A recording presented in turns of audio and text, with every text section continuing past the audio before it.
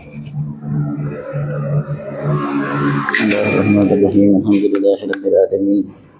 Hamdan yu'affi ni'amahu wa yukafi mazida salli wa sallim. Wa barik ala sayyidina Muhammad al-Fatih lima ughliqa wal khatim lima sabaq. Nasilil haqq bil haqq wal hadi ila siratikal mustaqim sallallahu alaihi wa ala alihi wa sahbihi haqqa qadrihi wa miqdarihi al-azim. Allahumma arzuqna fahman nabiyyin hifdzan mursalin hamman malaikatil muqarrabin. Allahumma a'inna bil ilmi wa zayyinna bil hilm. وأكرمنا بالتقوى وجملنا بالعافية. اللهم ارزقنا العلم الذي والمشرب وصافي الهدي وهب غني سبحان الله الحمد لله ولا إله إلا الله والله أكبر لا حول ولا قوة إلا بالله العلي العظيم. عدد كل حرف كتب أو يكتب بلد آبرين دهر داخل. سبحانك لا علم لنا إلا ما علمتنا إنك أنت العليم الحكيم. يا من مقاليد كلها أمور كلها بيده وإلى يرجع من كل فتح عليم فتنة فتنة قريبة. يا فتح يا عليم يا فتح عليم قال المؤنب حسين حجة الإسلام أبو حامد محمد بن محمد الغزالي في تعريف الأربعين في أصول الدين إلى أن قال رضي الله تعالى ونفعنا به بعلوم في دارنا من رضي الله تعالى عنكم أجمعين. والأصل الثاني في الخوف وقد جمع الله تعالى للخاشعين الهدى والرحمة والعلم والرضوان وناهيك بذلك فضلا. وقال تعالى هدى ورحمة للذين هم بربهم يرهبون. وقال إنما يخشى الله من عباده العلماء. وقال تعالى رضي الله عنه ورضوا عنه ذلك لمن خشي ربه. وقال صلى الله عليه وسلم رأس الحكمة مخافة الله. وقال من خاف الله تعالى خفف الله من كل شيء ومن خاف غير الله تعالى خفف الله من كل شيء. وقال صلى الله عليه وسلم قال الله تعالى وعزتي وجلالي لا أجمع العبد خوفين ولا أجمع له أمنين فإذا أمنني في الدنيا أخفت يوم القيامة وإذا خافني في الدنيا أمنته يوم القيامة. فصل إلى آخر والله أعلم. Alhamdulillah. Syukur kita aturkan kehadirat Allah Subhanahu wa taala atas segala nikmatnya yang melimpah ruas setiap saat waktu detik nafas kita apapun selama ini saat ini akan datang yang telah kita nikmati miliki semua tanpa terkecuali bagian daripada nikmat Tuhan kita Allah Subhanahu wa taala. Jangankan sehelai benang yang menempel di tubuh kita, adanya kita nikmat Allah. Kita adalah nikmat Allah Subhanahu wa taala.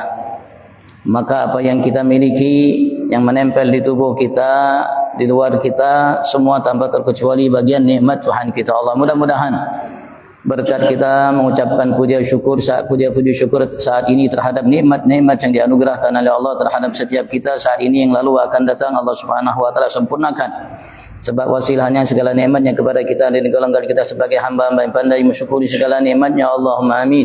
Dan senantiasa salawat salam Allah limpah ruahkan kehadirat junjungan agung kita Nabi besar Muhammad sallallahu alaihi wasallam, keluarganya, para sahabatnya, pengikut dan para pencintanya yang dinyatakan oleh ulama Nabi besar Muhammad adalah sumber segala nikmat. Nabi Agung Muhammad sumber segala nikmat. Sehelai benang yang menempel di tubuh kita, apapun yang telah kita nikmati selama ini saat ini akan datang, lahir batin di dunia sampai kelak di akhirat, nikmat yang kita dapatkan dari Allah wasilah Nabi Muhammad. Allah menyatakan kepada kita, wa asbagha alaikum ni'amahu zahiratan wa batinah wa in ta'uddu ni'matallahi la tuhsuha. Nikmat Allah itu adalah Nabi Agung Muhammad yang menjadi sumber ni'amahu zahiratan wa batinah. Yang satu itu kalau kita ingin mensyukurinya dengan ibadat apapun tidak akan pernah kita mampu mensyukurinya. Mudah-mudahan limpahan salawat salam sebanyak-banyaknya seagung-agungnya semulia-mulia tak henti-hentinya Allah limpah ruahkan terhadap junjungan agung kita Nabi Muhammad, keluarganya, sahabat, pengikut dan para pencinta. Kita berharap semua kita digolongkan oleh Allah sebagai pengikut dan pencinta Nabi kita Muhammad. Allah jadikan kita ini dicinta oleh Nabi Muhammad. Kita berharap kalau Allah masukkan kita ke dalam surga bersama Nabi Muhammad sallallahu alaihi wasallam. Amin. Allahumma amin. Perbuatan dosa itu yang kecil bisa menjadi besar. Kalau seandainya seseorang itu melakukan dosa, ia nampakkan dosa itu sehingga dilihat diketahui oleh selainnya. Atau ia sebutkan dosa itu setelah ia melakukannya kepada selainnya. Dan dosa kecil itu menjadi besar apabila dilakukan oleh seseorang yang alim yang diikuti, yang jadi panutan. Itu dosa kecil menjadi besar karena sesungguhnya dosa itu akan namanya tersisa setelah kematiannya. Beliau mengatakan amat sangat beruntung bagi orang yang mati juga bersamanya dosa-dosanya. Dan barang siapa melakukan sesuatu yang tidak baik, maka terhadapnya dosanya dan dosa orang-orang yang mengikutinya sampai hari kiamat. Sehingga diriwayatkan ada sebagian ulama dari Bani Israel bertobat dari dosa-dosanya dan dari bid'ah yang dilakukannya dalam agamanya. Artinya buat sesuatu yang baru yang tidak ada dalam apa yang diajarkan oleh nabinya, oleh kitab sucinya, yang bertentangan dengan apa yang diajarkan oleh nabinya dan kitab sucinya, itu namanya bid'ah. Yang dalalah, yang sesat. Dia bertobat dari Allah dari bid'ah, dari dosanya dan bid'ahnya. Maka Allah wahyukan kepada Nabi di masa zamannya, sesungguhnya dosa-dosamu andaikan antara ia dengan aku, kata Allah Subhanahu wa taala, tidak jadi masalah.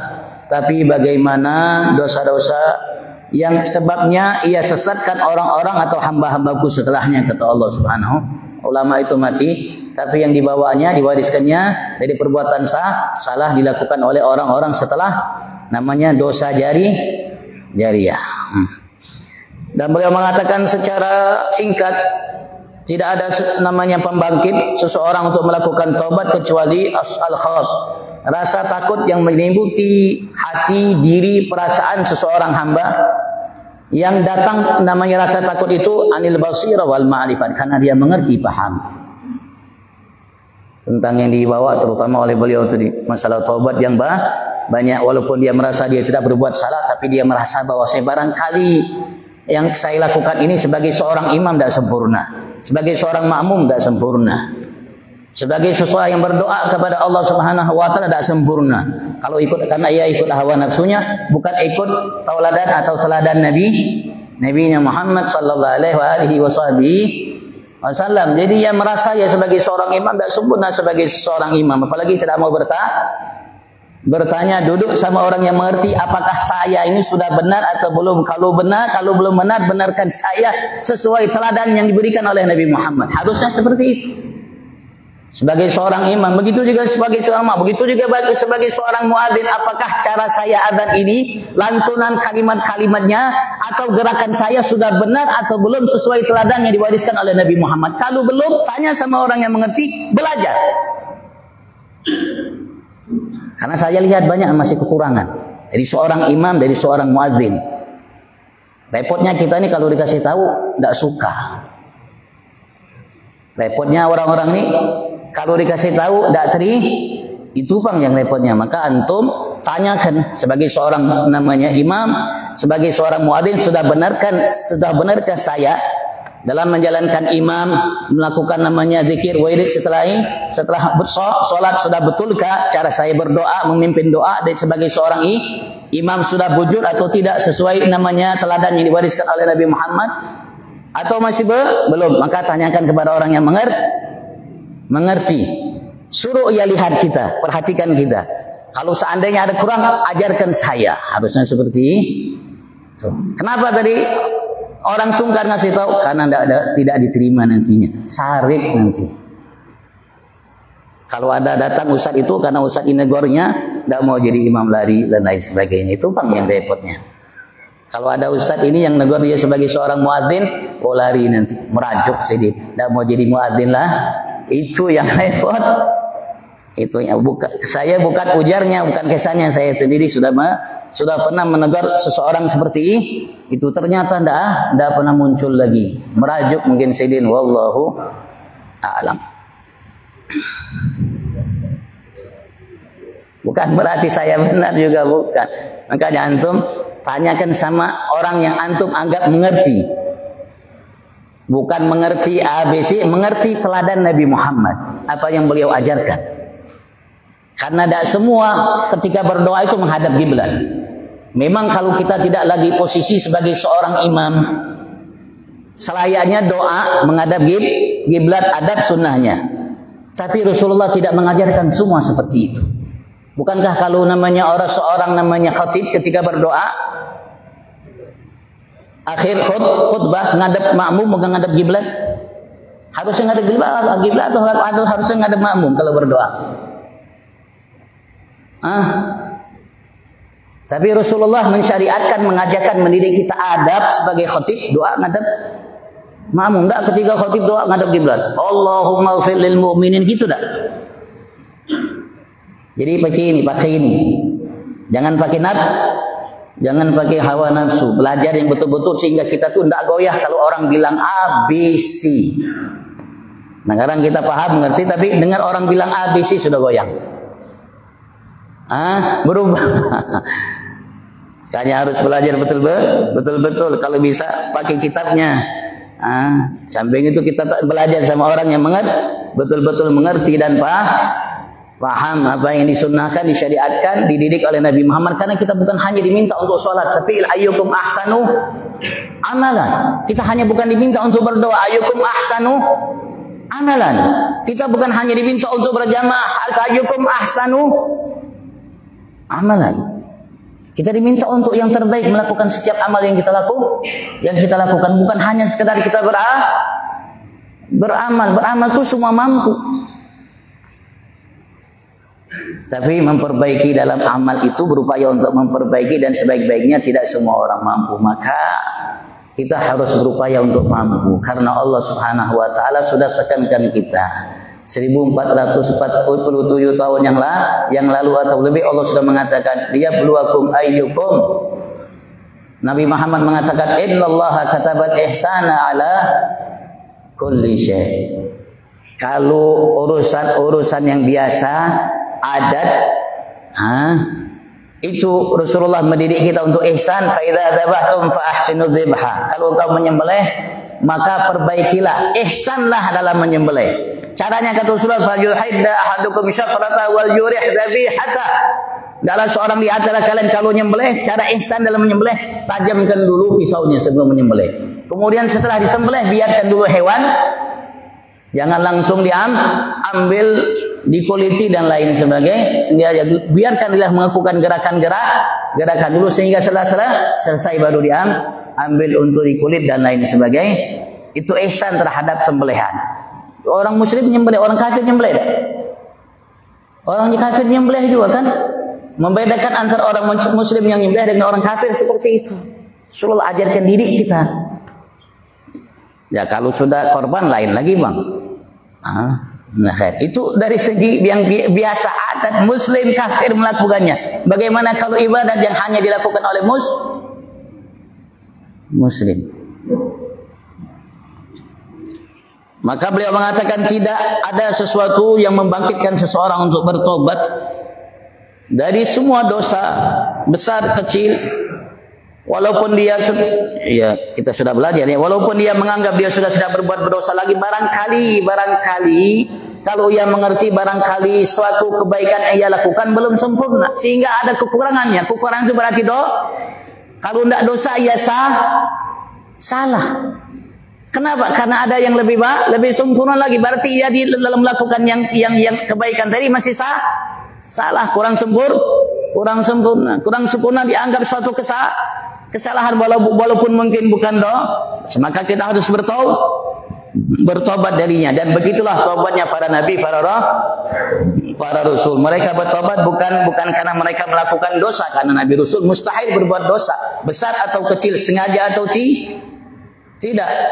Karena mereka dijaga oleh Allah Subhanahu wa taala dari perbuatan dosa, tapi mereka bertobat kepada Allah Subhanahu wa taala karena ada sesuatu yang lebih sempurna dari perbuatan yang ia lakukan itu, maka ia bertobat dari yang kurang sempurna itu namanya dari sesuatu yang lebih sempurna namanya setelahnya. Al-sultani fil khawf, maka karena rasa takut itulah yang menyebabkan seseorang mampu terdorong untuk bertobat kepada Allah. Maka beliau mengatakan, "Fanadkur fadilatul khauf," kami akan sebutkan tentang kelebihan keutamaan al-khauf, rasa takut.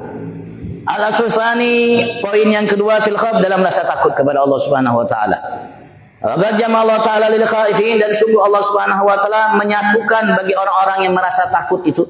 Sekali lagi, rasa takut kepada Allah itu mungkin dari sebab dosa. Karena sebab dosa menyebabkan seorang takut. Dan itu takutnya orang awam.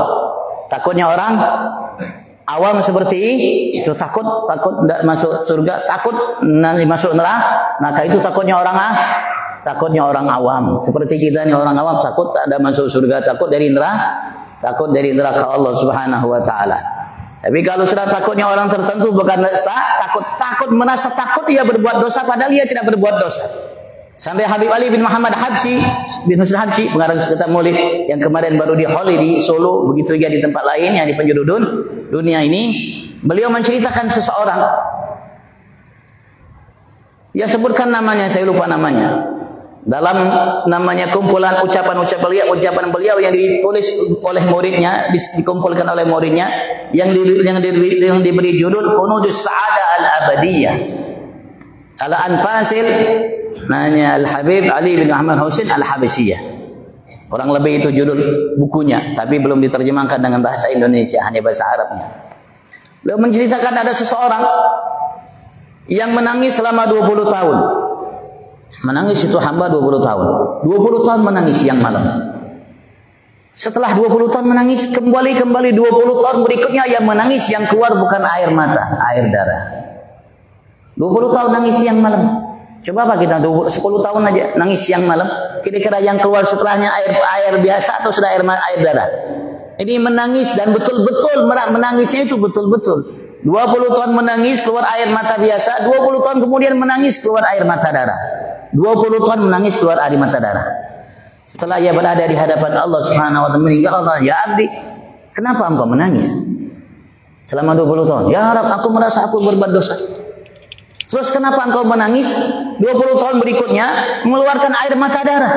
"Ya Rabb, aku merasa tangisanku itu selama 20 tahun tidak diterima oleh engkau, ya Rabb. Saya merasa tangisan saya yang saya lakukan selama 20 tahun engkau tidak terima, ya Allah. Karenanya saya menangis darah."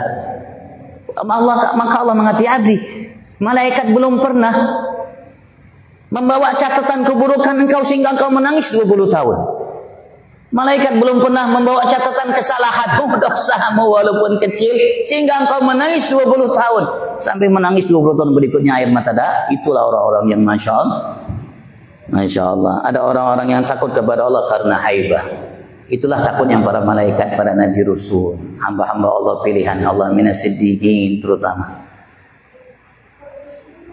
Bukan karena mereka namanya berbuat dosa, bukan, karena tidak sanggup untuk menegakkan, melaksanakan betul-betul ibadat yang diminta oleh Tuhannya Allah Subhanahu wa taala yang layak bagi Allah. Kenapa?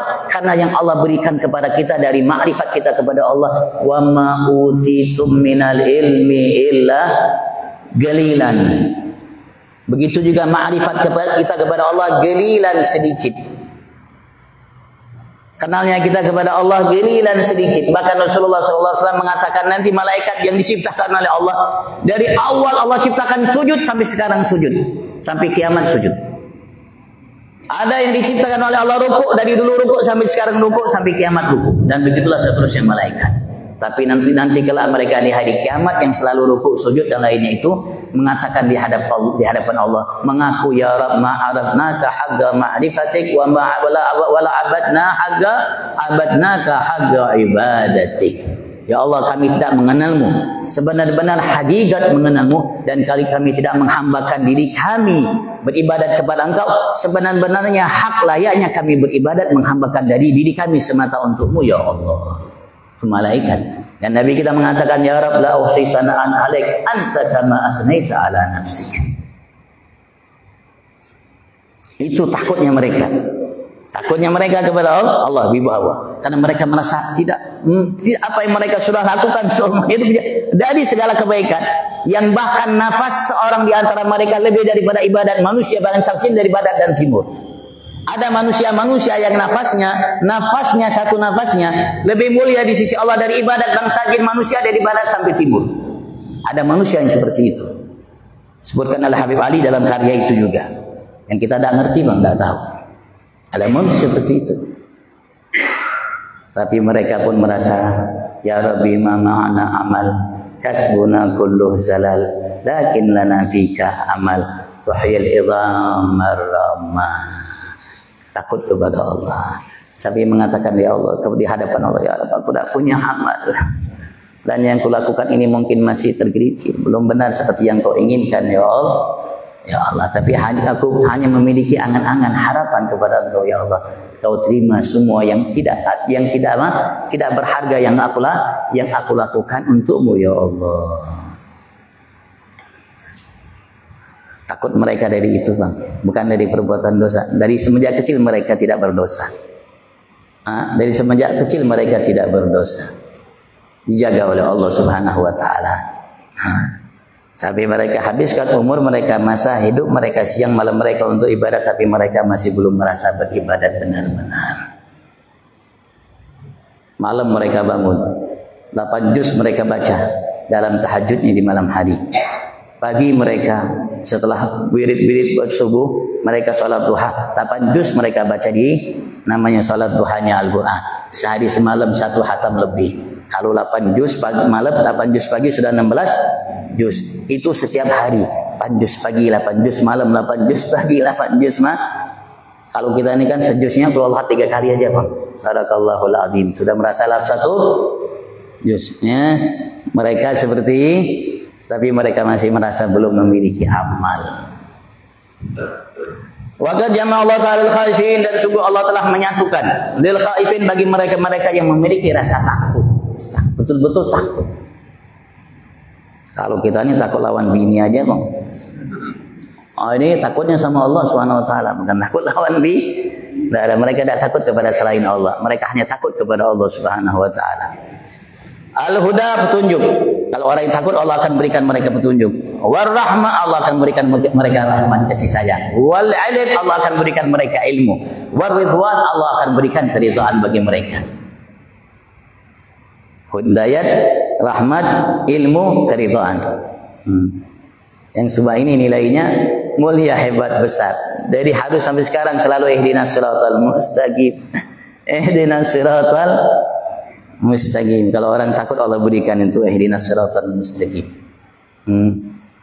Qala Allah Ta'ala, Allah berfirman, hudan wa rahmatul lil ladzina hum li rabbihim yarhabun. Ia adalah petunjuk dan sebagai rahmat, kasih sayang yang diberikan oleh Allah lil ladzina hum, bagi mereka-mereka yang hum, mereka itu li rabbihim, hanya kepada Tuhan mereka Allah, yarhabun, merasa takut selalu. Terutama Al-Quran sebagai motivasi, sarana, wasilah untuk mereka mendapatkan petunjuk, rahmat dari Allah Subhanahu wa taala. Siapa itu hamba-hamba yang mendapat hidayah, petunjuk, hidayat, begitu juga rahmat dari Allah, yang mereka-mereka itu kepada Tuhan mereka hanya merasa takut. Rahbah, haibah. Bukan karena mereka berbuat salah, bukan karena mereka berbuat dosa. Wagala, dan Allah mengatakan dalam firman yang lain, innama yakhshallaha min ibadihil ulama. Itu hidayat dan rahmat Allah berikan kepada mereka yang merasa takut selalu kepada Tuhannya Allah. Sekarang ini Allah berikan ilmu. Sesungguhnya hanyalah yang selalu merasa takut kepada Tuhannya Allah Subhanahu wa taala dari kalangan hamba-hambanya al-ulama, mereka-mereka yang memiliki ilmu. Semakin tinggi ilmunya, maka semakin tinggi rasa takutnya. Semakin sempurna ilmunya, semakin sempurna rasa takutnya kepada Allah. Setiap orang yang memiliki ilmu, Allah akan berikan kepadanya ilmu. Setiap orang yang merasa takut kepada Allah, maka Allah akan berikan baginya Allah akan berikan baginya ilmu. Sesuai janji Allah. Wa qala ta'ala, dalam kalimat yang Allah mengatakan radhiyallahu anhu wa radu'an, dalam surat lam yakunil ladzi radhiyallahu, dalam akhir ayat Allah mengatakan radhiyallahu anhu wa radu'an. Untuk radhiyallahu anhu, sungguh Allah telah meridai atas mereka, wa radu'an, dan sungguh mereka ridha terhadapnya Allah. Dzalika liman khasyiya rabbah. Itu Allah berikan bagi orang-orang yang merasa takut kepada Tuhannya. Keridhaan dari Allah Subhanahu taala. Nah, keridhaan dari Allah, Allah berikan kepada orang-orang yang merasa takut kepada Allah.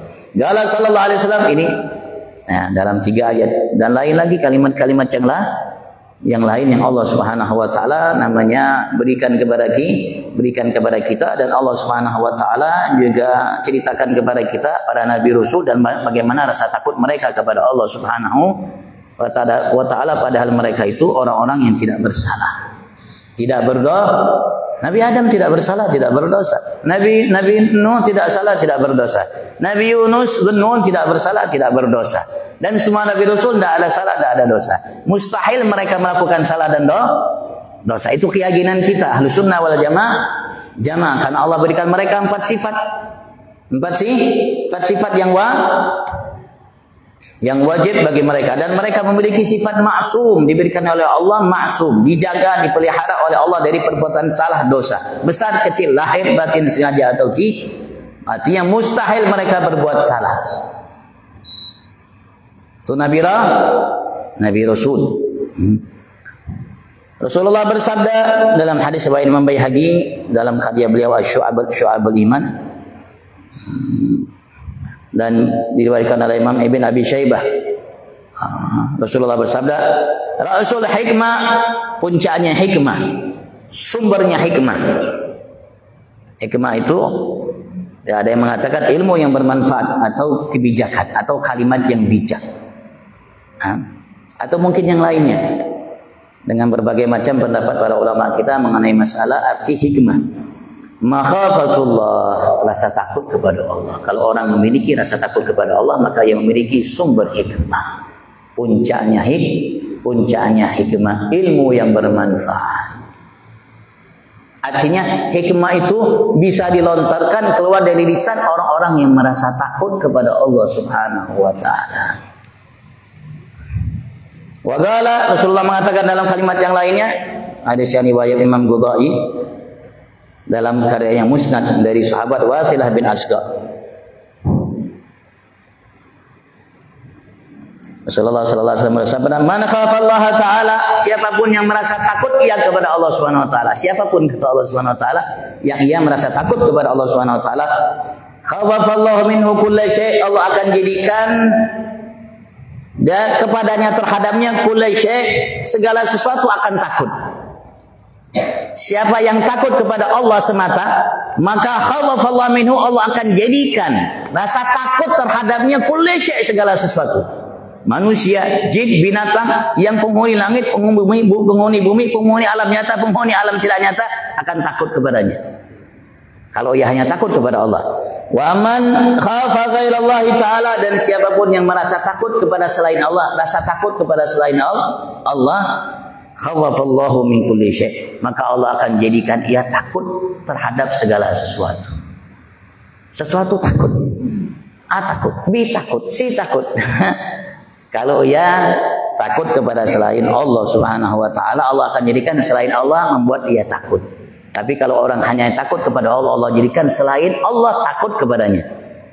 Maka diceritakan ada orang yang melihat seorang sufi tidur dikeliling oleh namanya singa-singa yang ada.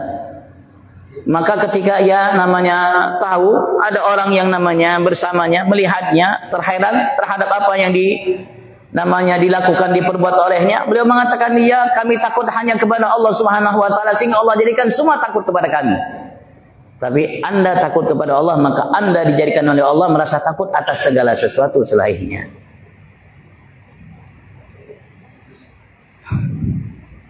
Nah, harus kita belajar, Bang, walaupun tidak mudah karena ini tinggi pemberiannya. Allah jadikan semua takut kepadanya. Presiden takut, jenderal bintang 100 takut. Semua takut. Bahkan binatang-binatang yang tidak kenal takut, takut. Bukan karena dia punya taring lebih panjang dari singa, bukan. Enggak. Tapi Allah yang bikin semua itu takut kepadanya. Qala sallallahu alaihi wasallam, Rasulullah mengatakan dalam kalimat yang lainnya, qala Allah Ta'ala, Allah berfirman, hadis qudsi berarti. Wa izzati wa jalali, demi keagunganku, demi kebesaranku, la ajma'u ala khawfain, aku tidak menyatukan terhadap seorang hambaku dua rasa takut. Siapapun ia. Wala ajma'u amnain, dan aku tidak satukan baginya dua rasa aman. Dan aku tidak satukan bagian dua rasa takut, dan tidak aku satukan bagian dua rasa aman.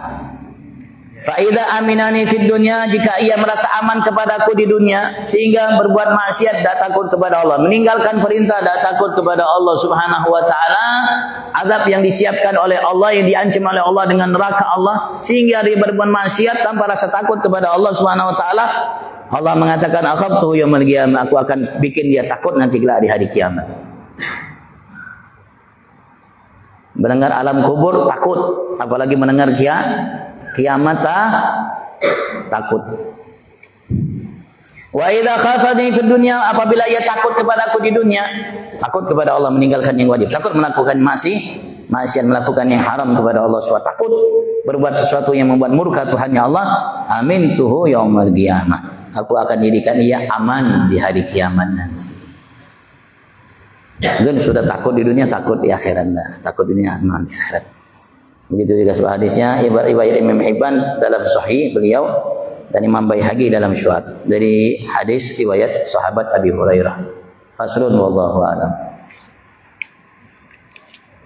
Bayan hakikatul khauf, penjelasan hakikat rasa takut itu yang dimaksud apa, wallahu a'lam. Kalau ditanyakan fadhal.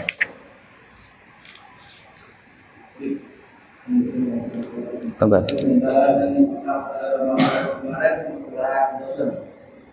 Jadi dosa segala dosa yang besar dan kecil diampuni Allah kecuali syirik.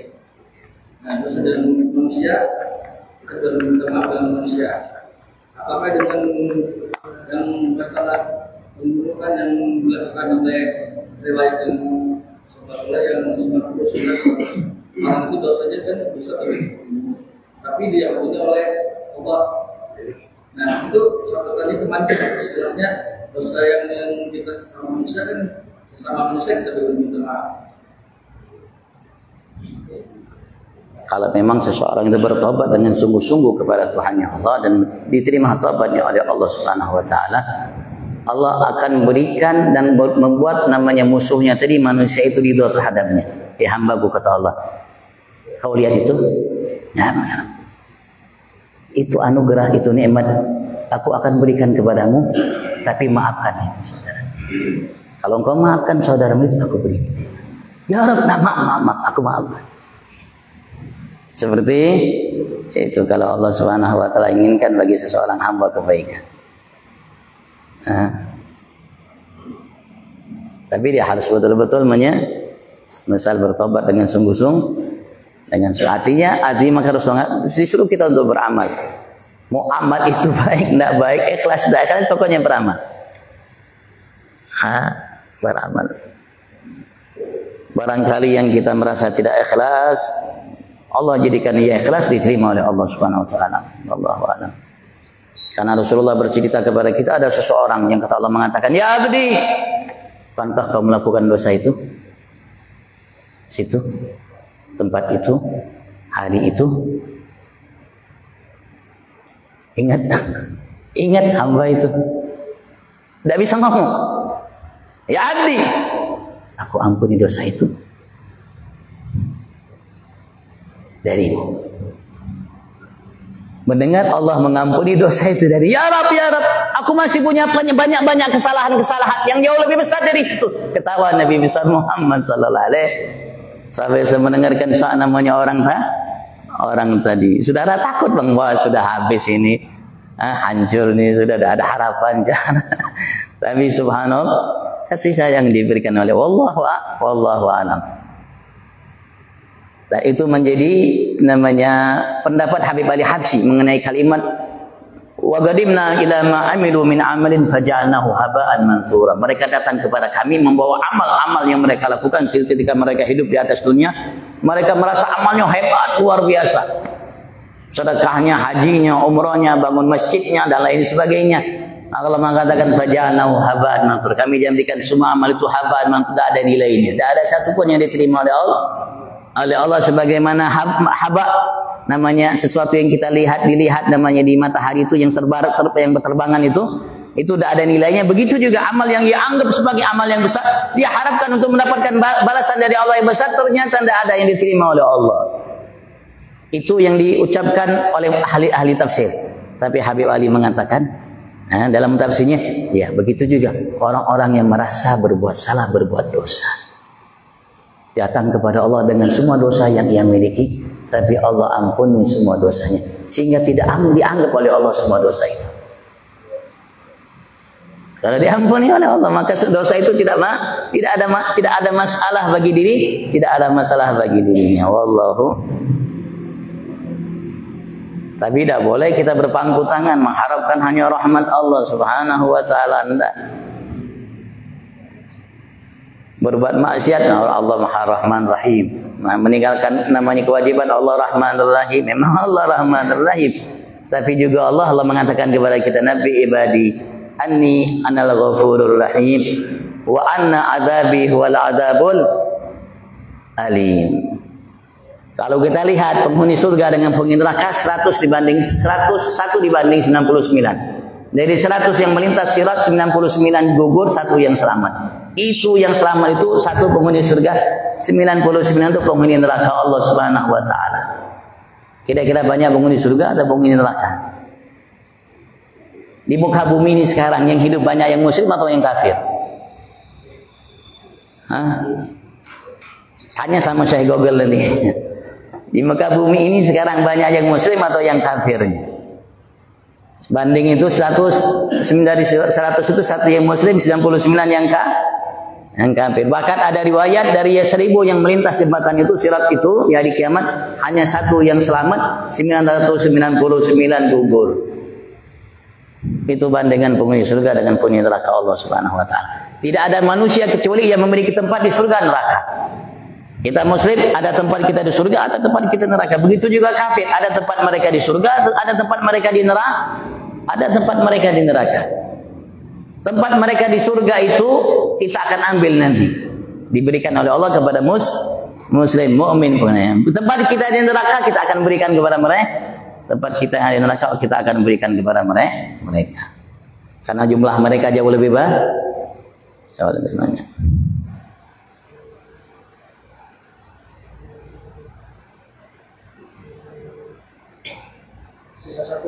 Sisa 1 menit, mudah Allah jadikan kita hamba yang betul-betul merasa takut kepada Allah. Dan mudah-mudahan Allah mudahkan kita untuk menyempurnakan kita sebagai hamba Allah, sehingga kita di sisi Allah menjadi hamba yang sempurna fi afiyah. Wa ila hadratin Nabi al-Fatihah.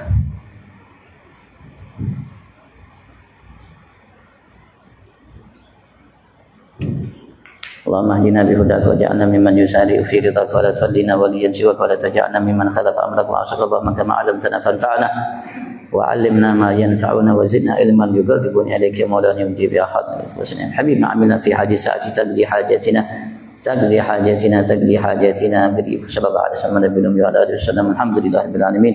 Assalamualaikum warahmatullahi wabarakatuh. Taqabbalallahu minkum.